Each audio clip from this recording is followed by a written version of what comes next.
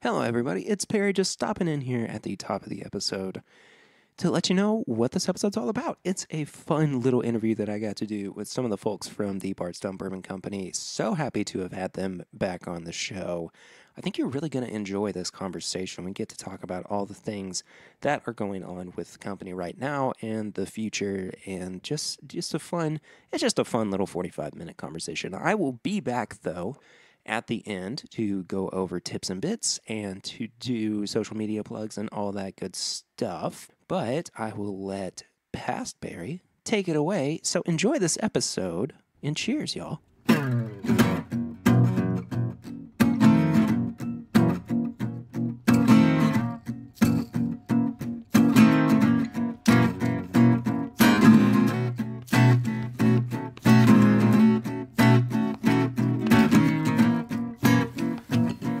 Everybody, to another episode of This Is My Bourbon Podcast. I'm your host, Perry. I am so excited this week to be sitting down once again with the fine folks from the Bardstown Bourbon Company, good friends of the show.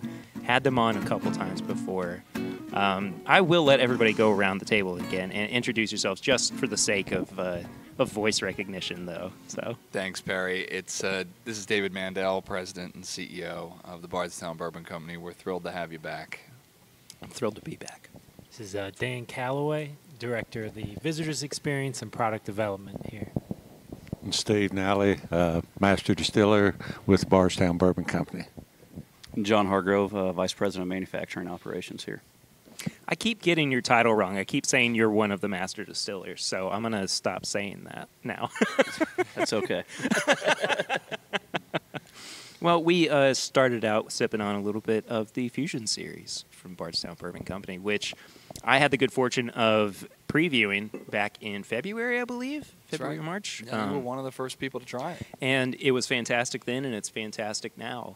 And I believe, correct me if I'm wrong, that this is kind of the first in your series for what's going to be future installments as well of the Fusion series. That's right. And when you look at the Fusion, Fusion is really an exciting product because it, the folks that are sitting around that table here with me are the masterminds behind it. And Fusion is a way of introducing our bourbon, some of our younger distillates, a 20% wheat and a 36% rye, into the mix with a 11.5-year-old Kentucky straight bourbon.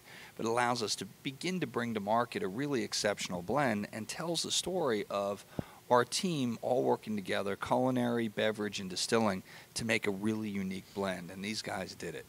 Yeah, the coolest thing about Fusion is the different perspectives that came in, and through those perspectives, some blind tastings that John Hargrove set up. 50 different options he set up to put us through blinds to pick this final blend. Yeah, and I threw in some finished product and some repeats just so I could identify who my tasters are and see how some of our top-rated blinds rated consistently against finished products that are already out there on the market. I think what's the most interesting about this, David, you kind of touched on it as well, was is the fact that you did include some of your own distillate in it. And I would say that because you were taking something that has kind of this innate sweetness, even, yes, one is wheated, but they're both fairly young products. I think that really is what kind of helps round out the entire experience of this product. And I really think that this is a phenomenal bourbon, if I must say so myself. We do too. I kind of figured since it went to market, but that's good to hear as well. Yeah, and I think it's a different approach, and the way we really believe that blending for bourbon is kind of one of the next frontiers. I mean, we're not the first to do it. You've had High West, you've had others, but I think again, Fusion here for us is not just about fusing our products, our bourbons with an older one. It's about the fusion of this team. It's distilling, culinary, beverage, coming together, different perspectives. And Dan and Steve, why don't you guys just touch on that, because what are the different perspectives you guys bring? Yeah, well, the culinary perspective and the beverage perspective, adding those into the distillery perspective has been huge, and that's where I think we really benefited from having the balance between young, bright, fruit-forward bourbon balanced with kind of those older leather notes that you get from the 11.5 year. Because you guys on the culinary and the beverage side, what are you looking for? We're looking for that balance. We're looking for a balance between different flavor profiles. Same way you'd make a steak, put a little lemon on top for some zip. Same way you'd balance a cocktail. Right. Yeah, that's how we approach it.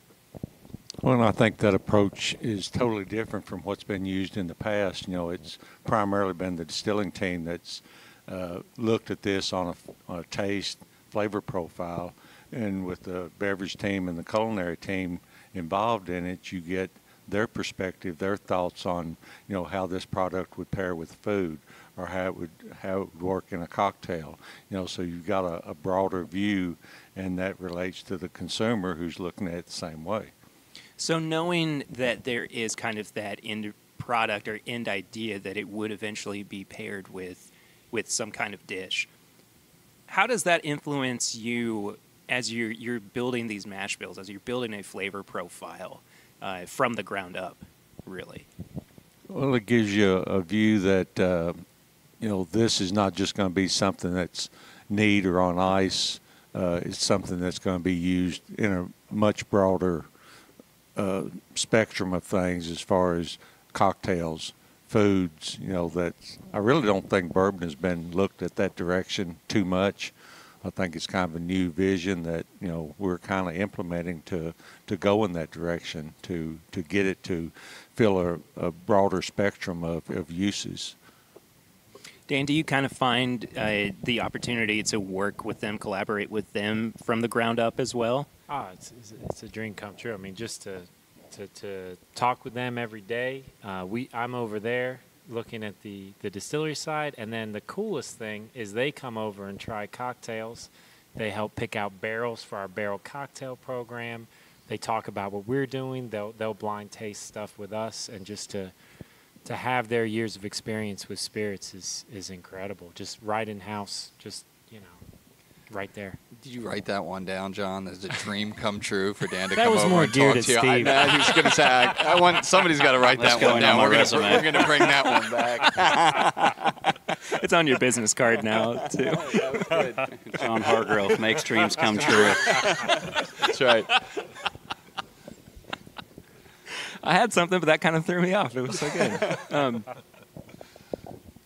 Gosh, I can't even remember. Well, what it was. but I'll tell you, the thing that's really exciting about it is I was amazed at the process, and it's one of those things where when we talked about doing this, and again, this kind of stuff, this developed organically. This Sure. was all of a sudden, we built this in-house culinary team and beverage team, and they just started working with the distilling team, and that's when the big idea came together. But when they sat down and we said, okay, let's actually use this to create a product, and they ran the process.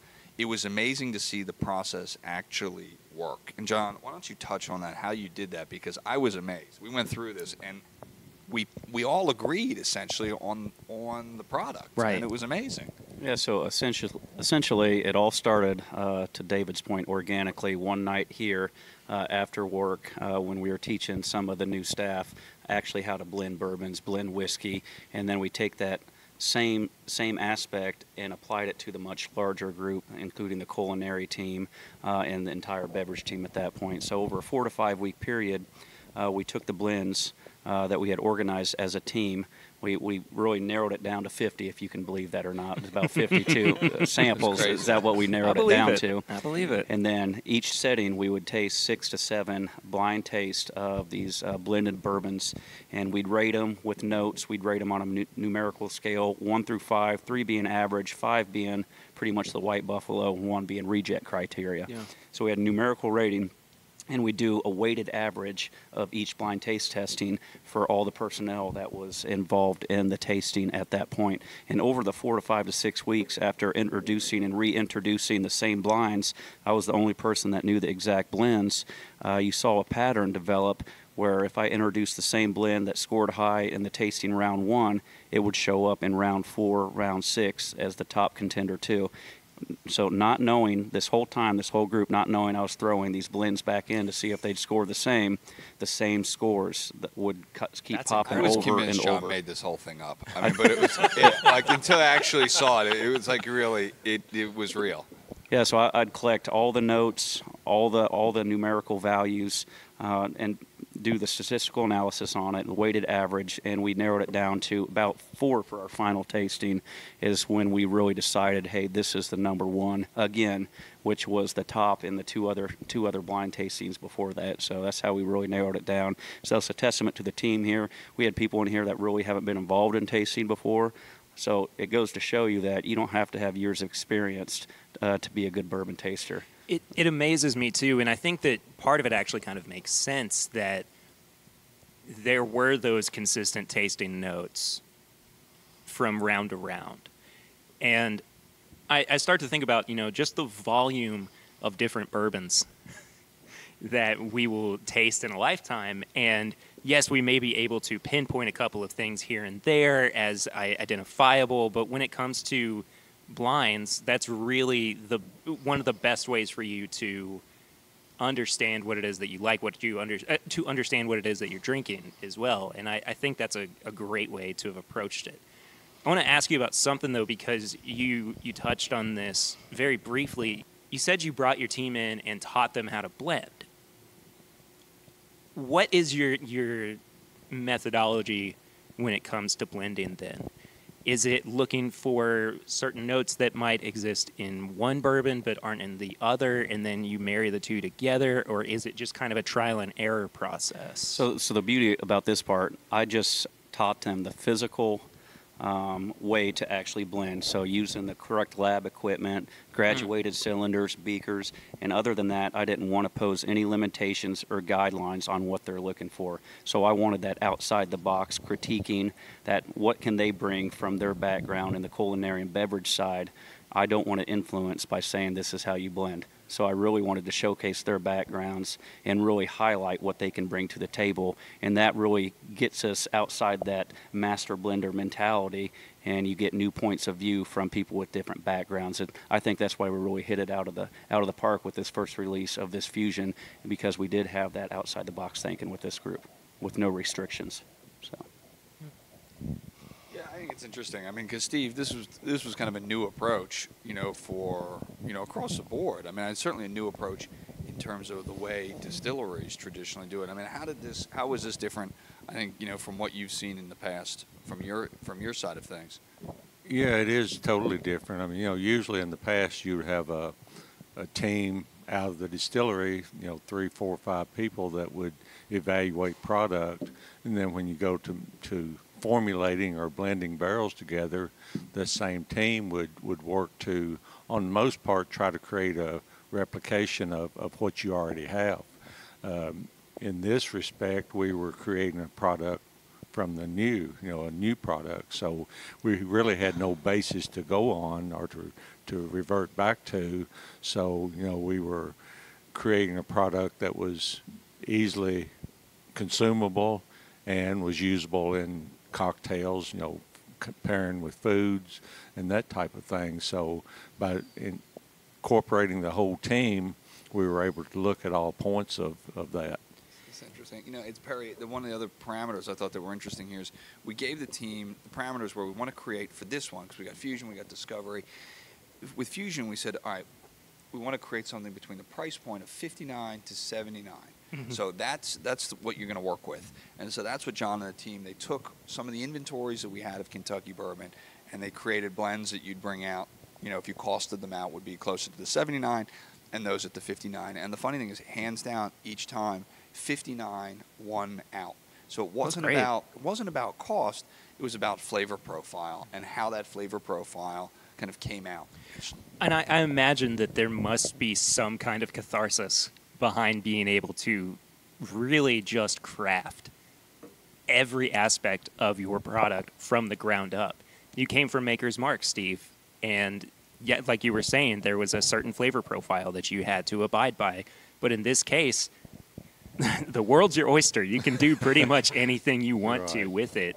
And I imagine that there's a really fulfilling part behind that, to step back and say, this is something that I have put firmly my fingerprint on. That's true. And, to back up to the product that we used, that we made, you start out with a good distillate, a good clean product, then that influences the whole whole process. And, there's not very many products that you could put 60% of a 2.5-year-old distillant in and be good, very good at all. And, when I found out the percentages that was in it, it's kind of surprising, really. I knew the product was good, but, to be able to put a 60% of a 2.5-year-old product is pretty amazing. Let's talk to, I think that we might have mentioned a little bit about this on the first episode that I had you guys on, but just the overall experience of the Bardstown Bourbon Company. It's not just the distillation side of it. It's not just the aging of bourbon. It is just kind of this all-in-one, feels like it's almost Napa Valley in Kentucky feeling on these grounds. David, I don't think that I've had the opportunity yet to actually ask you why this aesthetic was important to you and your vision behind the Bardstown Bourbon Company. So what was it really that ultimately led to the inspiration behind this? Look, everything I think in this process has been an evolution, right? And I say this often because there wasn't any one thing, any one moment that, particularly defined everything. We have evolved and we have changed as we've seen things develop in the marketplace. But as we did come in, we certainly had a clear vision for creating something different, something that stood apart. And as we began, obviously that starts with a physical structure, and we wanted a physical structure that represented who we are and who we were, and that was about being transparent. That was a place that was about bringing kind of the modern aesthetic together, along with really kind of tipping your hat to heritage. But and that's what we do across the whole facility. We balance art and science. We honor history. We push innovation, and we really believe that kind of this building and this design really captures that. We wanted something that was going to be timeless, and I think we've done a good job getting there, and the team has really created that across the board from in the whole aesthetic. Yeah. How does that inspire you guys too in the creation of your whiskey products or the food that is served to the guests at the Bottle and Bond Kitchen, or the cocktails that you craft behind the bar as well? With the cocktails, me and David met before there was a bar, before there was anything there, and one of the things that's always amazed me is just the freedom the team and myself has to create cocktails. We can make, we can just try 10 flavor profiles, bring people down, see what we want to do, see what works, and there really hasn't been any restrictions on creativity, and I think that's evident when you come to the bar and see what we're doing. It's freedom to explore. Half the things that go on in the distillery that we create that are neat, I find out about after the fact, so it's wonderful. Talk about freedom. Well, this is something that John's laughing. It's like, yep. I think the consumer has really wanted. I've heard for years, people come in and they say, "Well, where'd this come from? How's this made? What's involved in it?" And to some extent, a lot of that's been hidden over the years, partially because I went out and purchased it from somebody else, and they didn't want it known where it came from, but partially because of antiquity that it's never been revealed before. When I first started in the industry, pretty much everything about it was secretive. They didn't pass that information on, and now it's starting to free up. And to some extent, we came along at pretty much the right time. There was, the visions have changed, laws changed, processes have changed, everything's changed to allow things like this to happen. So, in some ways, we came about at the right time. But as David said, the vision was here to be transparent, and we're following through with that every part of the operation.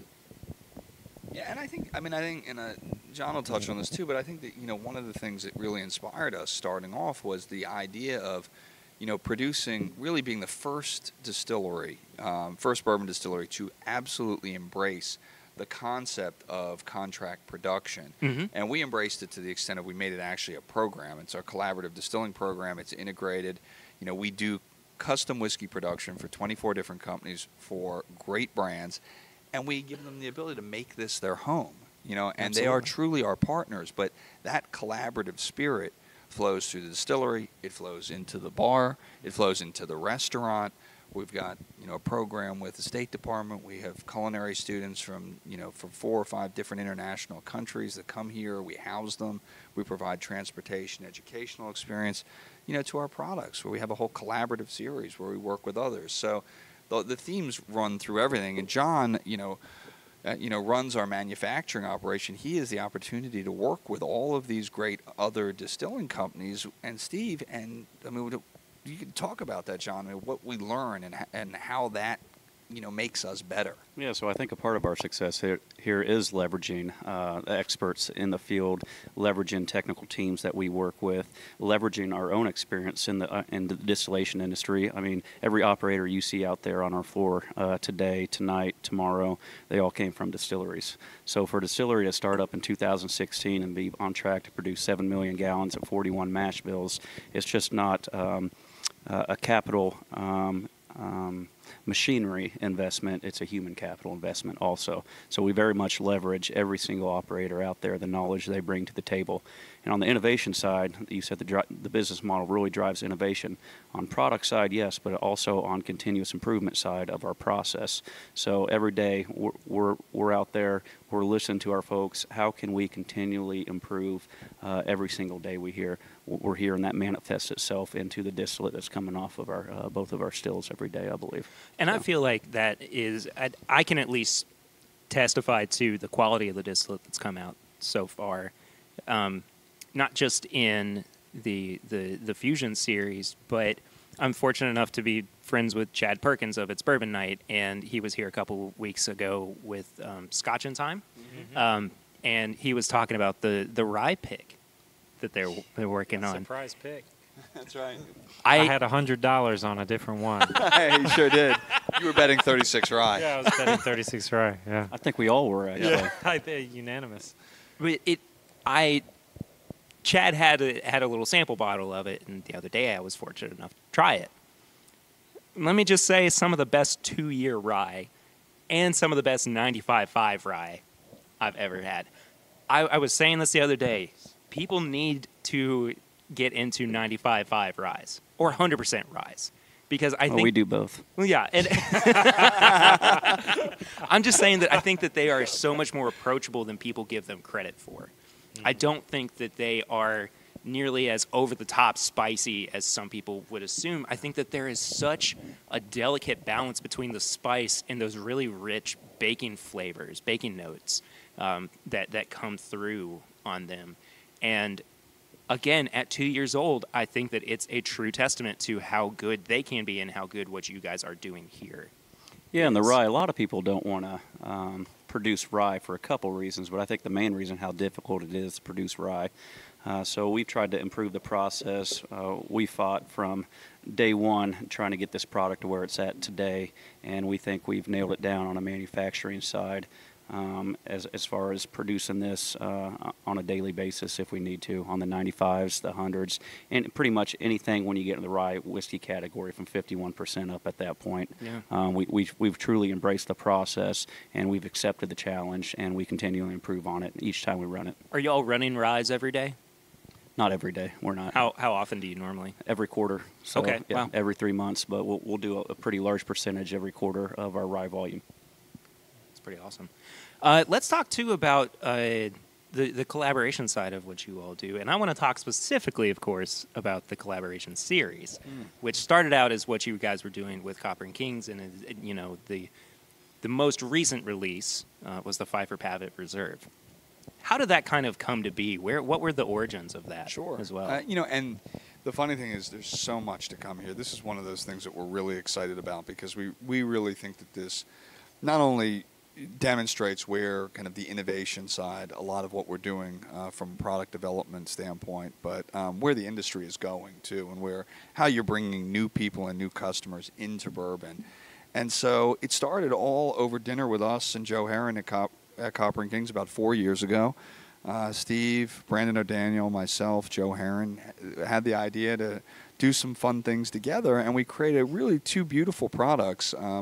It was obviously a bourbon finished 21% rye bourbon finished in Muscat Mistel barrels and American Brandy barrels. And we did a super long finish, 18 months, and then it kicked off the idea of why don't we make this a series and let's tell this really deep, authentic story about two great companies, artists working together. That's what led to the partnership with Suzanne Pfeiffer Pavitt, a great winemaker out of Napa Valley.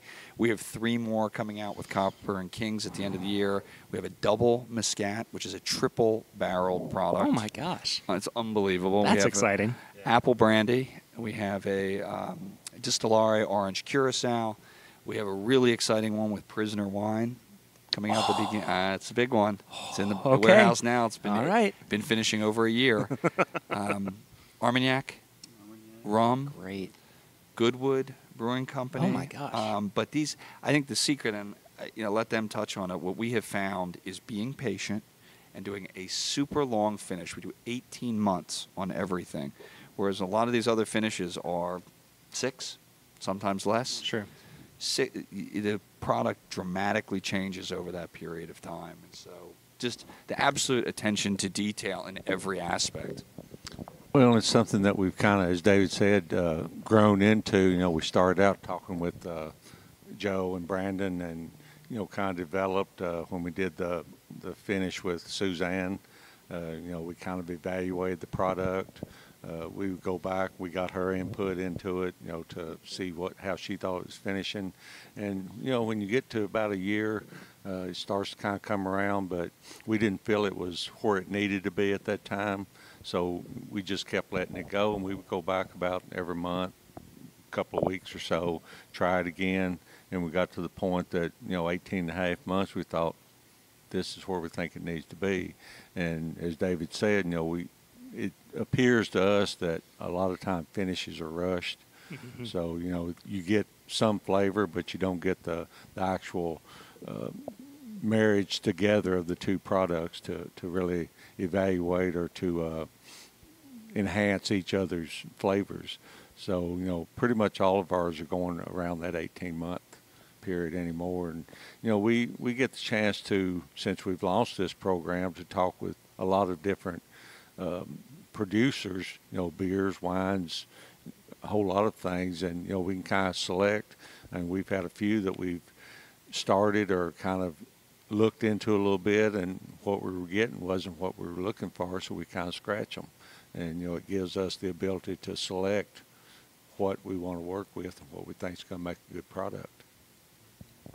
Yeah, and I've heard a rumor with this Pfeiffer Pavitt that there's a barrel or two still aging. 2 barrels at 24 months. Where'd you hear that? I don't know. I pick up things. I'm curious about that. That's big breaking news update. I'm going to have to pick my jaw up off the floor. But it's interesting you are the first one to know that. Basically, I feel like seeing how far we can go with these finishes and really finding that sweet spot with a Cabernet finish, you know, exploring where does it go? I haven't stopped smiling since you said that, by the way. We can go pull it. Nobody has ever felt that way about you. It's a little too close deep to home. cuts. Deep cuts here on this. I can tell you what's really funny about this is because there's this great inherent contradiction in us, and it's sort of we're talking about being patient here, right? Yeah. Because patience, you know, we're patient. We're making great products. We're not putting anything out till they're ready.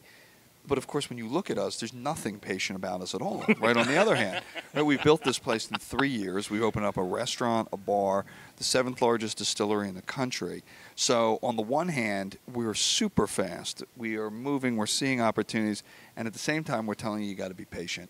And that is one of these wonderful contradictions in the company. And it's true. When it comes to the products, patience, you know, making great things, if you take great people and you take great ingredients, 99% of the time you're going to come up with something really good. And I think that's what we see with this collaborative series. It's not, you know, it's not rocket science to say we're going to take these two amazing things, we're going to put them together, and we're going to watch it. And guess what? So far, all of them have really been beautiful. Well, to that point, too, I think you guys did something really smart in launching the contract distilling side of it, too, instead of just putting out vodkas or gins or stuff that everybody else is doing.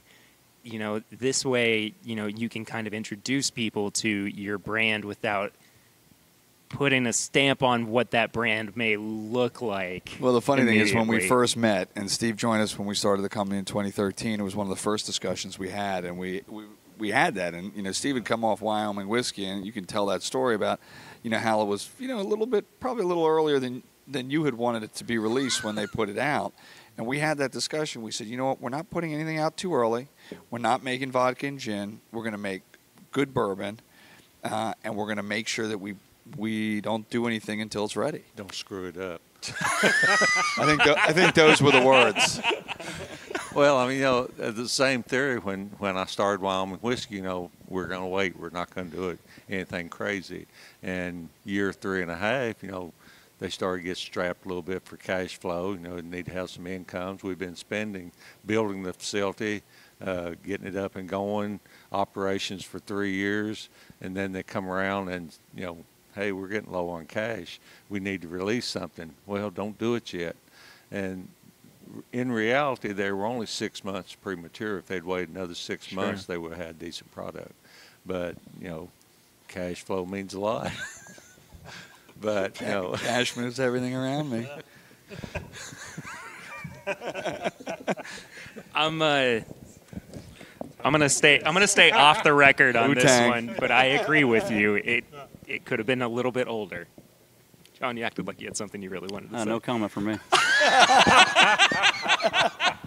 I trust Steve's judgment. That's why we work well together. This is good. This is good radio. I'm here. enjoying this, You got to go with it. You got to put that on.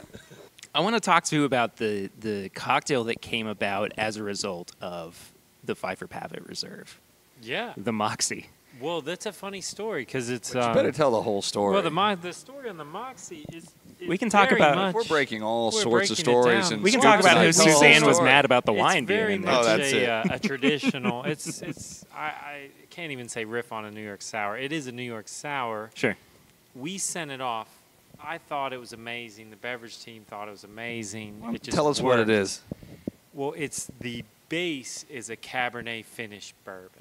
So when you have a Cabernet finished bourbon, I mean the New York sour with the Cabernet top, the lemon zip, little sweetness, cane sugar, and then you use the Napa Cab to float on top. Yeah. So in that description, two large issues if you're a Napa wine producer.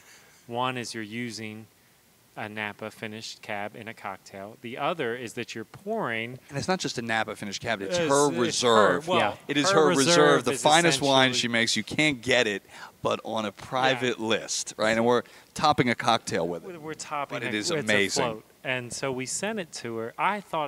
We all thought it was incredible, and maybe we could have presented it in a more articulate manner than just picture, email, recipe, zip it over. And she said, absolutely not. And she was offended, mortified, flummoxed. It was one of those, how can you possibly do this to the wine? And it was great because we just let it sit. And I talked to Suzanne. I said, just have your team try it. And she said, fine. I have 2 my days team went try by, it. I 2 think. days go by. Ooh. Suzanne called back and she said, you know what? The team loves the cocktail. So it's good, right? I mean, that's the thing is it's good. And that was the funny thing. And, we made it and we used that cocktail. That was the cocktail for the launch party. So it was the Pfeiffer Pavitt Cabernet Bourbon under the collaborative series with her reserve wine. I mean, and talk about a decadent cocktail, right? It was fantastic. It is a decadent cocktail. And I had it ridiculous.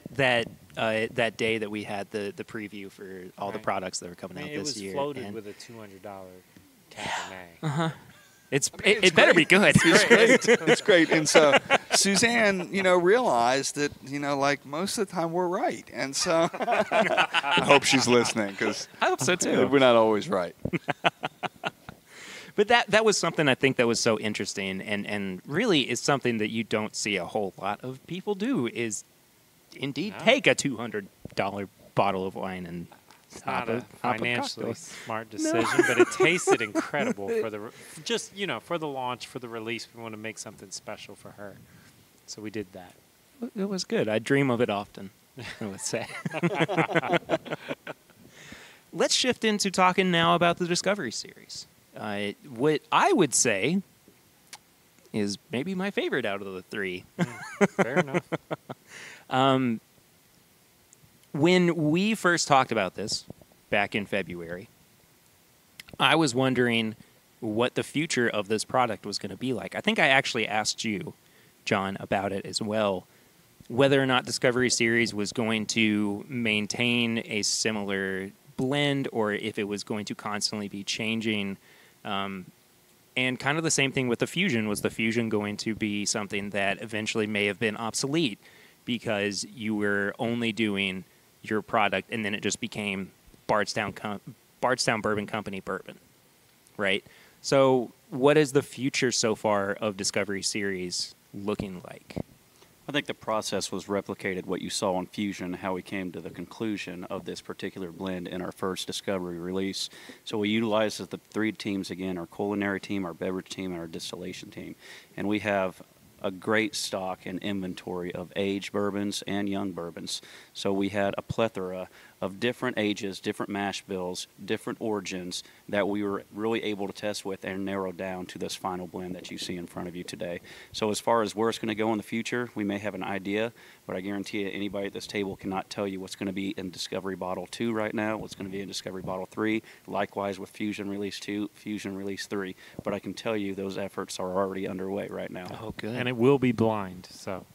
Good. Even if you had an idea, we'll see how it turns And out. I think that's one of the things that's really exciting and fun about the industry right now, whereas it's about bringing out new things and different things. And the consumer can be a huge fan of the Bardstown Bourbon Company, but not necessarily for the same reasons that maybe our grandfather was, loved his favorite Sure. bourbon and never wanted to see it change. I think we're seeing consumers in this category really look for things that are different. They want innovation, but they'll stay with a company, for example. They'll gravitate towards Bardstown Bourbon Company because they know we're about quality. They know we're about making great things, and they want to try all of them. And so Yeah. the brand becomes, kind of a meshing of all those different products. And ultimately, yes, we'll have core products that come from here that will be kind of staples. But in the meantime, and even as we get in the future, we plan to just keep trying and experimenting and giving the consumer lots of different things because they're looking for it. What do those core products kind of look like in your mind? Are there certain things that you might want to be aiming for as you're developing them? Is it, sure, it may be based on a certain flavor profile, but from a business standpoint, I mean, it's got to be an accessible price point too, right? Well, I think, how that develops remains to be seen. And so I wouldn't want to put any stake in the ground now. Sure. Because I think, this is what we know right now. Like everything. Again, we're 3 years old. Right. A year ago, there was nothing in this room. There is now what has been called the best restaurant in the state of Kentucky, right? And so I would say that's what you can expect from us. There's going to be constant change, constant evolution. Down the road, yeah, there'll be core products here. What are they going to be? Well, we've got some really great, we have some wheats, some rye, but we're making all different things. What does that look like several years from now? We don't know. We really don't know. But, stay tuned because this group is going to figure it out.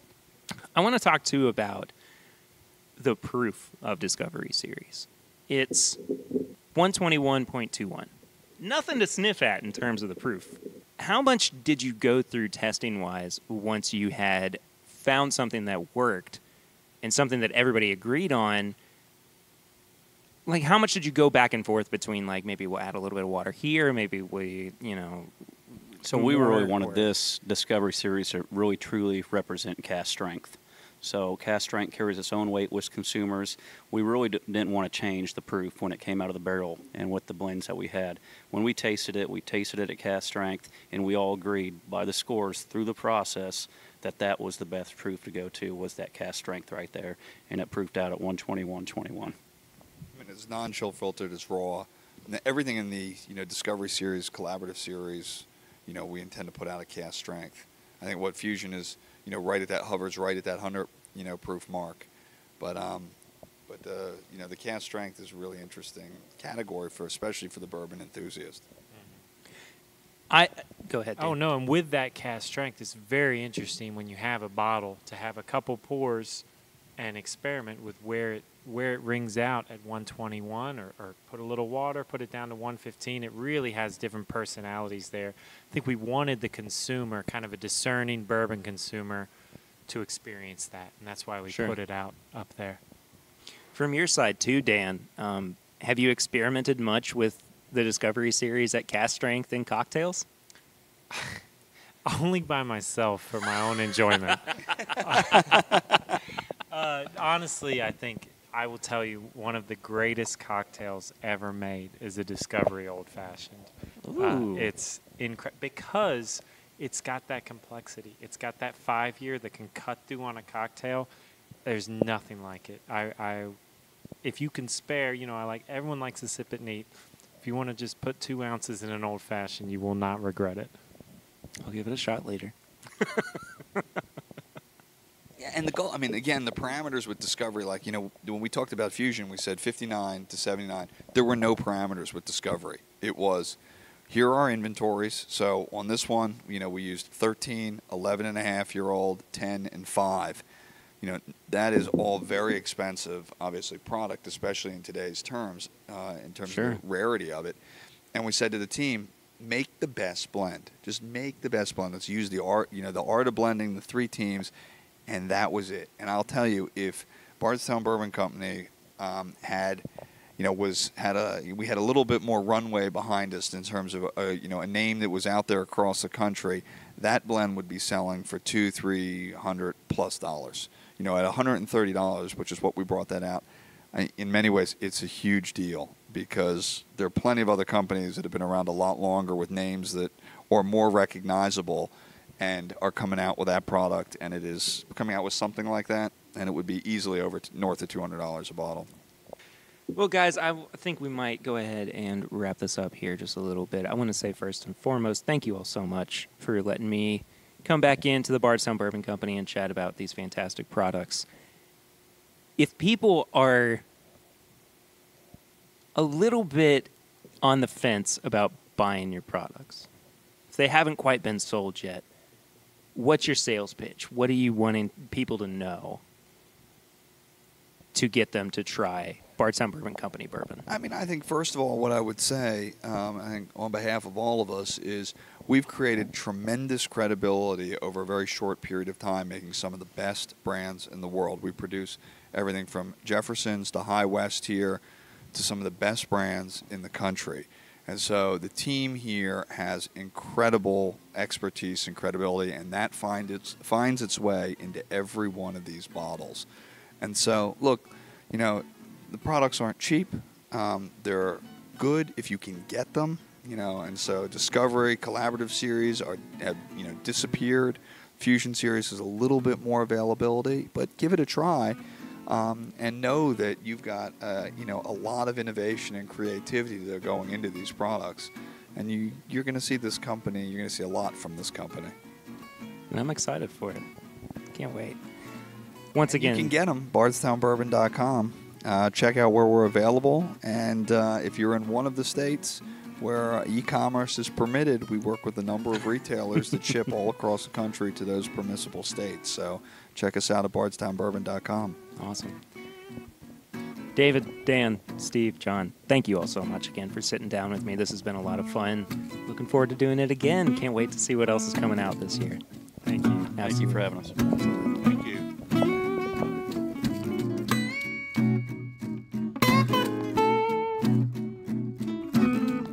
As always, a huge thank you to the folks over at the Bardstown Bourbon Company because they have treated us so well and have been so kind to us to not only donate a lot of their time, but a lot of their product as well. And I just can't say enough good things about what they're doing over there. And it's just, it's just awesome. I love them. I think that they've got something really cool going. They've got a great future ahead of them as well. So, yeah, if you have not yet gone and checked them out, please do so. They are a fantastic group of people, and you cannot miss the Bottle and Bond Kitchen. I mean, it's just fabulous. It's just fabulous, y'all. The episode is not quite over yet, though. I do still have Tips and Bits, which is a segment where we recommend something that we have been enjoying recently. It doesn't necessarily have to be bourbon or whiskey related. But this week, it is. Here's the thing, y'all. We have had such great fortune recently to enjoy 14-year-old, 13, 14, 15-year-old picks of Knob Creek single barrels. And let me tell you, they have been fantastic. But I have recently had a couple of 9-year-old picks that you should not be sleeping on. And I just want you, I feel like we have gotten out of that mindset of, 9 years is fine, but it could be better. You know, we're still getting some of the 14-year-old stuff now. Listen, it's still good stuff. It's still really, really good stuff. Also, y'all know that we did a recap episode of Southern Whiskey Society last week, but if you want a more in-depth look on it, you need to go check out this week's episode of the podcast because Will and the Grease do a fantastic job as they podcast live from the event. It's super fun to listen to. Part 1 came out this week, and Part 2 is coming out next week. So by all means, go and check that out. You are not going to want to miss that. That does it for this week's episode of This Is My Bourbon Podcast. Thank you all so much for listening. If you'd like to follow me personally, I am at PRitter1492 on all social media channels. If you would like to follow the show, well, you're at My Bourbon Pod on Instagram, Facebook, and Twitter. You can give us a 5-star rate and review on iTunes. That helps other people find the show and gives us some great feedback if you have any of that for us. You can find all of our apparel and merchandise at bourbonshop.threadless.com. Lots of really cool stuff going up there, and I'm going to be updating the shop here soon. I've got some new designs in the pipeline, so be on the lookout for that. If you have questions or comments, you can also send us an email to thisismybourbonshop@gmail.com. We'd love hearing from everybody. We'd be more than happy to read out your email on the show and answer some of your burning questions about what it is that we do over here at Timbip. That one was for you, John Edwards. And last but not least, you could become a patron of the show by heading to patreon.com/mybourbonpodcast. For as little as $1 a month, you can support the show. And it really does help us out. There is absolutely no pressure if you cannot do it, but just know that it goes towards the creation and the time and the effort and everything that goes into making this show as much fun and as cool as it is. And we really do appreciate all of the patrons who are over there right now.